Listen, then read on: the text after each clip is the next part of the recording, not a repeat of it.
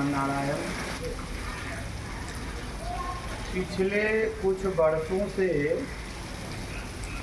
प्रकृति के रौद्र रूप को आप सबने भी देखा और हम भी देख रहे हैं।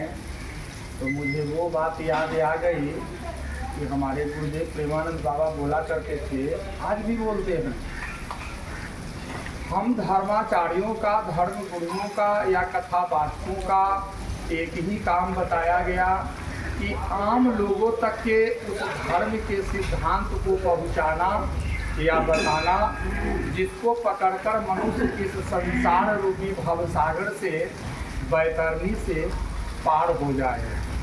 बंधुवर, मैंने अपनी पिछली कई वीडियो में यह बताने की कोशिश की है और आप तक यह बात को पहुंचाने की कोशिश की है कि प्रकृति से छेड़छाड़ मत करो। जब जब किसी ने प्रकृति से छेड़छाड़ किया, उसका दोहन किया गया, तब तब प्रकृति अपने से अर्थात स्वयं से वह नियंत्रित हुई है।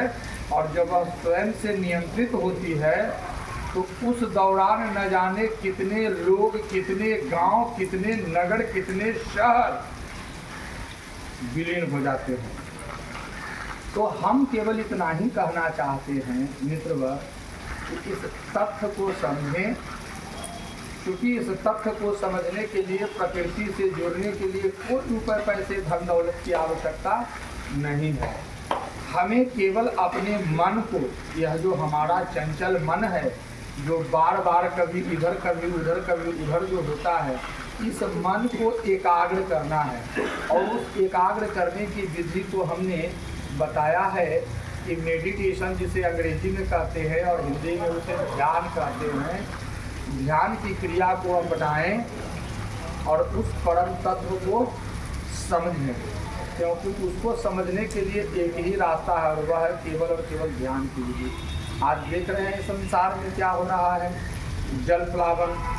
अभी पिछले कुछ दिनों से भारत का आधा राज्य जो है, जो अथाह जल में जा रहा है धीरे धीरे। भूकंप आ रहे हैं, सुनामी आ रहे हैं। आखिर इन सबके पीछे जिम्मेवार कौन है? इन सबके पीछे जिम्मेवार हम और आप हैं कि अपने स्वार्थ की सिद्धि के लिए हम लोग प्रकृति से छेड़छाड़ करते हैं और फिर वही प्रकृति जब रौद्र रूप दिखलाता है तो भगवान के शरण में जाते हैं और कहते हैं कि हे प्रभु मुझे बचा लो। तो हमारा कहना यह है इस संदेश के माध्यम से कि यदि हर समय में जो हमें अपने परमात्मा को यूं ही इसी तरह से याद करें कि हे नाथ, हे पुंडरीकाक्ष, हम पाप से उत्पन्न हुए, हमारी आत्मा पाप रूप है, हमारी रक्षा करो। जब हम इस तरह का उच्चारण अपने मुखार बिंदु से करेंगे तो निश्चित रूप से आपके अंदर में सकारात्मक शक्तियों, सकारात्मक विचारों का उद्वेलन होगा, वो बढ़ेगा आपके अंदर में और आप अच्छे कार्यों में रुचि लगाएंगे। ठीक है, मिलते हैं फिर एक अगले अंक में। तब तक के लिए नमस्कार।